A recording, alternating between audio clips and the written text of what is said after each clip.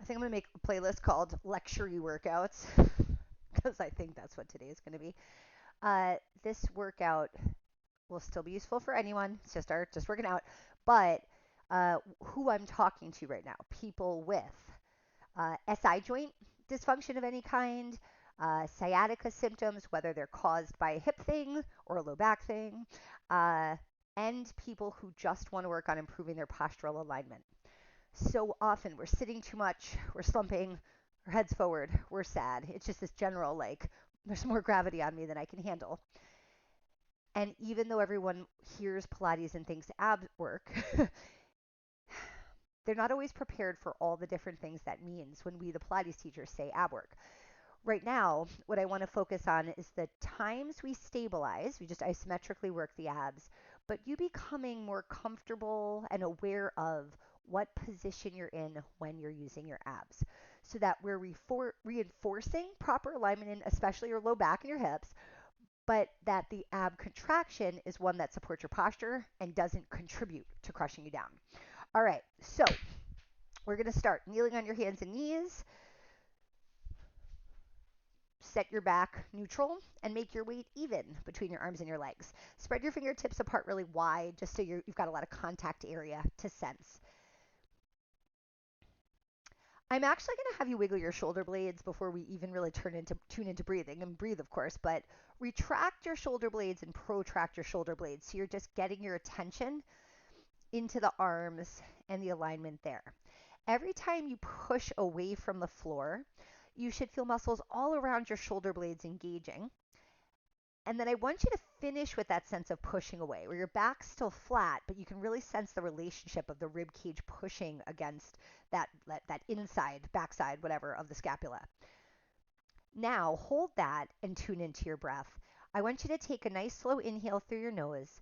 Feel the breath expand the rib cage in every direction. Stabilize your position as you exhale, compressing the abs by drawing them in just 10% more. Now, as you breathe in, try to focus your breath into your back and your side so you still have that sling of support.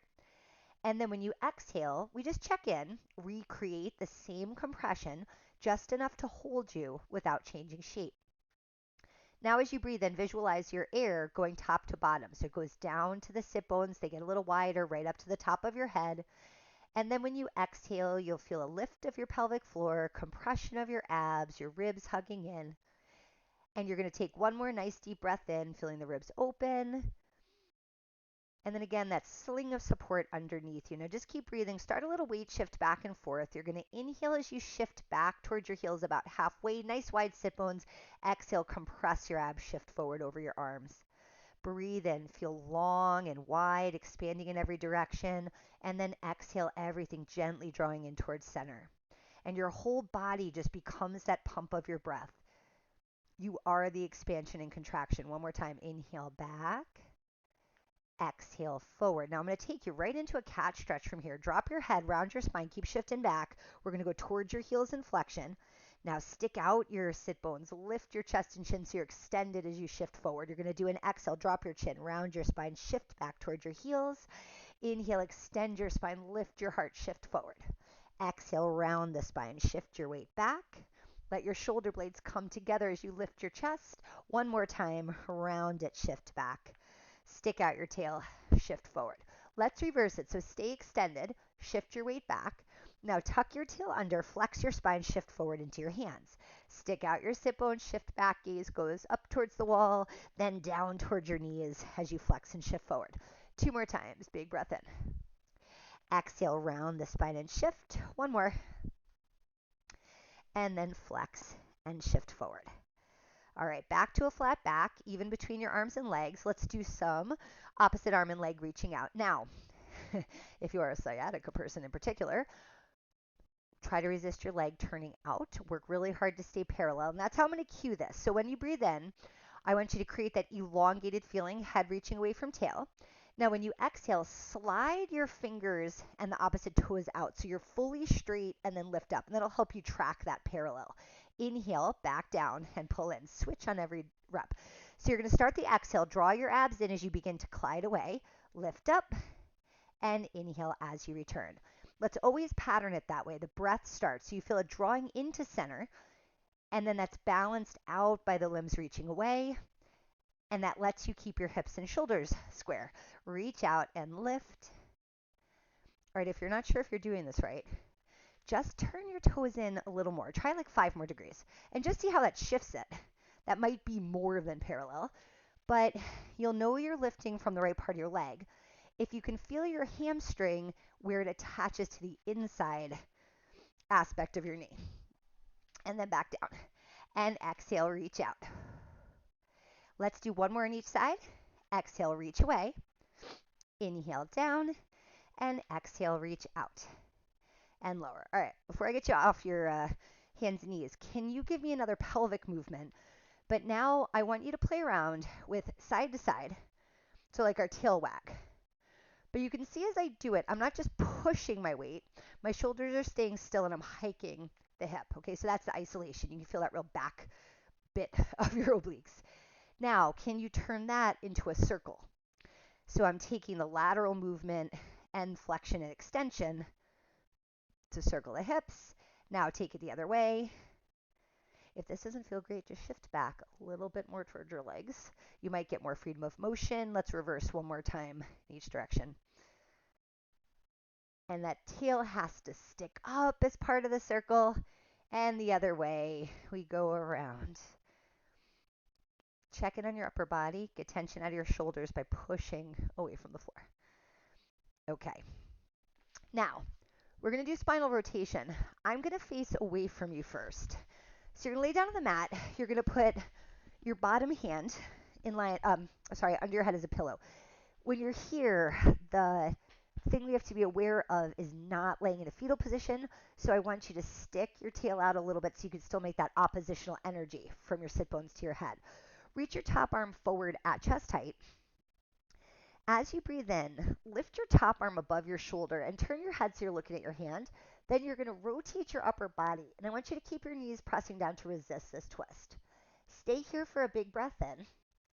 As you exhale, lift your arm and close back over. So I still want to address your upper body, even though we're talking about your hips and low back.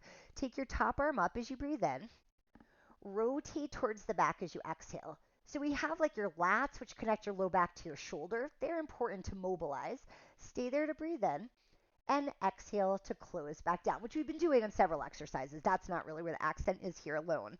But take your arm up and rotate back. If your lats are short or your lats are weak, stay there, breathe in, and exhale to close. Now I'm going to flip over towards you, and you flip over too. If your lats are too tight or your lats are too weak, it's going to make other muscles in your upper body make different compensations that also affect your posture negatively. So when we link your hips to your shoulders, we're also in this one, like getting tension out of your chest. It will help the whole body get better. All right, let's do the same thing on this side. So inhale, you take your top arm up. As you exhale, anchor these legs down, start to rotate your upper body, reaching back, wring yourself out with your breath. Get those abs. Stay here from a breath in. For a breath in. Now try to close from your breath. You're going to exhale, feel your oblique shorten to pull that arm back over. Inhale, top arm reaches up. And then exhale, rotate back into your twist. Stay there, take a breath in. And then exhale, lift your arm, close back down. One more time. Breath in to lift up. Exhale, rotate towards the back. One more breath in to stay here. And then exhale, lift your arm, close back down. Okay. From here, I'm going to have you go onto your stomach for one exercise here.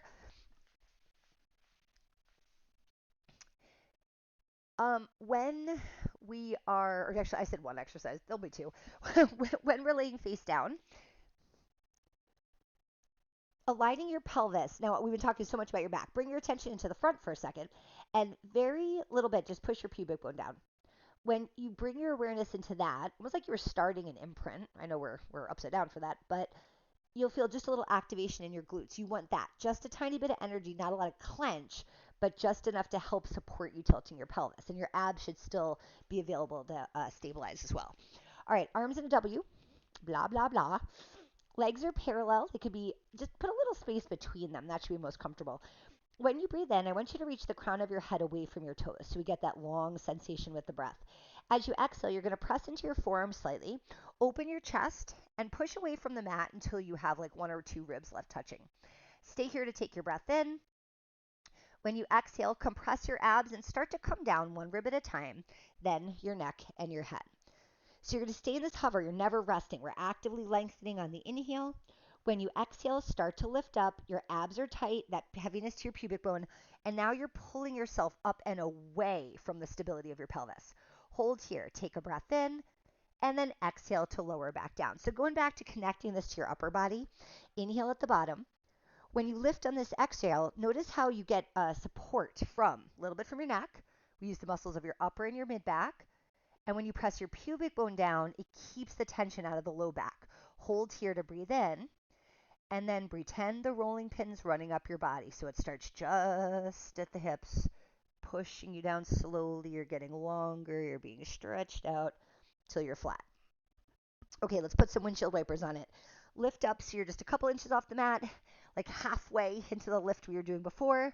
And we're going to hold that height. Take one arm, reach it across to the opposite side when you inhale. Follow it into a side bend. Exhale back to center. Take it the other way. Inhale up and over. Exhale back to the middle. Keep switching. Inhale to reach.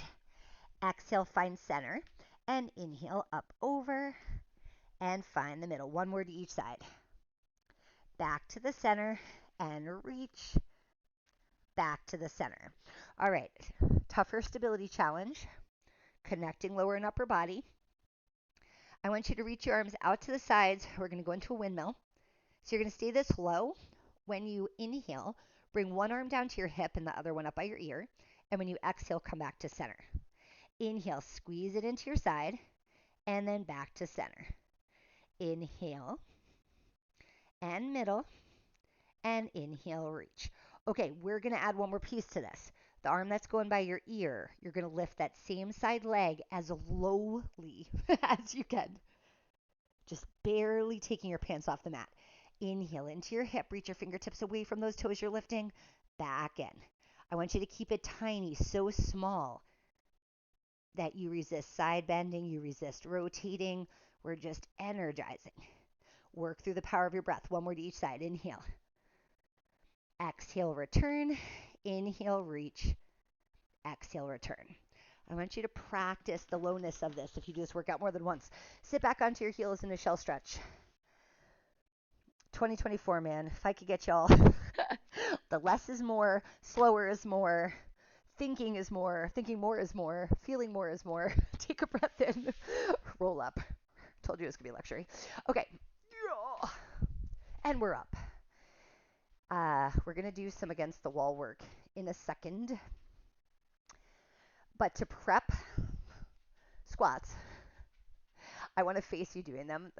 So when we're doing a regular squat, feet parallel, hip width apart, keeping the straight back. So when you come down into the squat, you'll do arm swing forward. You're hinging forward at the hips and then rising back up. Now, as you go through the squat, use an arm swing just to help you counterbalance and find how to keep the weight over your heels. But I want you to resist pushing your hips forward to come up.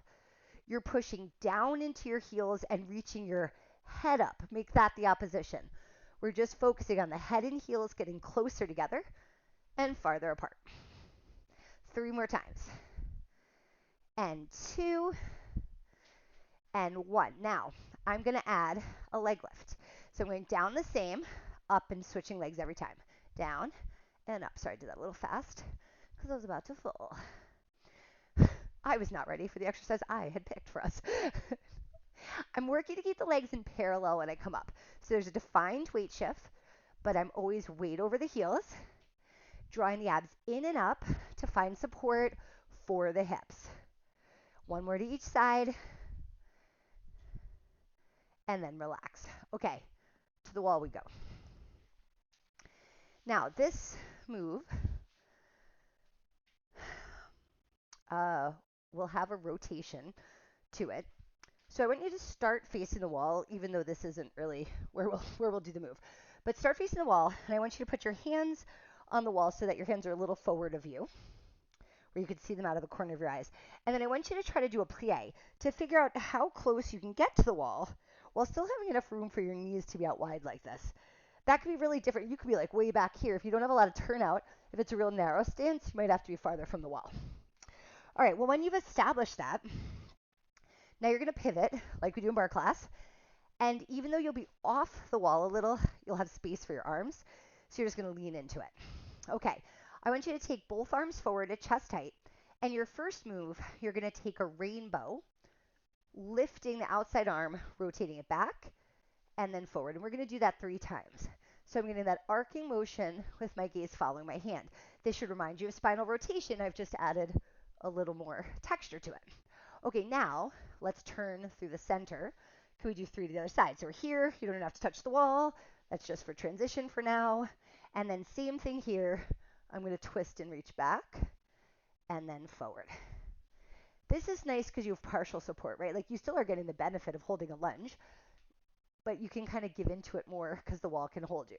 Let's do one more of these each side. So I'm going to twist through the center, pose my lunge, and then rotate, let the gaze follow, and return. We go up and over, and return. One more time. All right, through the center, and then up and over. Last 3 this way. Now, after this, I'm going to throw a much more coordinated move at you. I want you to try it. But if you hate coordination, I mean, heck, I hate coordination. I'm probably not going to, I'll probably have a moment where I curse it. But let's have some fun. So I'm going to go through a windmill motion. I'm going to take the arm on the inside, and I'm going to swing it down as I turn. Then I'm going to let the other arm follow, and we're just going to keep rotating back and forth. Whoops, and I'm going to turn the light off. That's okay. I'm going to fix that next time I get to the other side, hopefully. Bop. Not really. It didn't work. Anyway, so we're just going to keep rotating. I don't even want you to worry if you leave an arm behind and you forget it. If you switch directions, it's all good. All right, now, do reverse directions if you got the flow of that. So the windmill, shit. See, I messed it up right away. I went back to the other way. Let's go. Yep. Oh, I'm just botching it. All right, we're doing 4. I told you, the coordination. I'm not a good leader on this one. And 1. And of course, I put this towards the end, and you know I'm not starting it over again. All right, we do a time check on that note. Last but not least, back against the wall, halfway down. Again, making sure you're parallel with your legs and you can sense your body against the wall. I just want you to have a sense of this vertical alignment that we've been working on down there.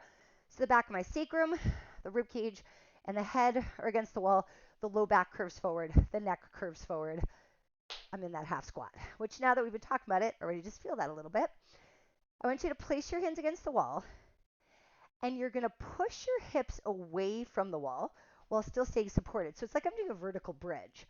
And then you're going to roll down through your ribs, let your low back press into the wall, and then let it come off the wall as you drop your pubic bone and find that neutral.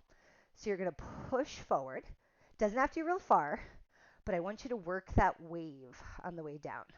So I stabilize, contract the glutes to push away from the wall, and then roll back down. 2 more times. Push and curl and release. Push forward, curl, and release. Arms up here. And now you're going to still work from the knee bend. 1 arm overhead, back to center, other arm overhead, back to center. Let's do 4 and 3, 2, and 1, and center. Now, walk your feet back in, stand back up off the wall. Face the wall. You're going to get yourself into a hinge position. You want to try to drop your upper body in, so your arms are in line with your ears are in line with your arms, both are true. And you want your hips over your heels as much as possible. You're going to go into a slight knee bend and straighten, keeping the weight in your heels as you move.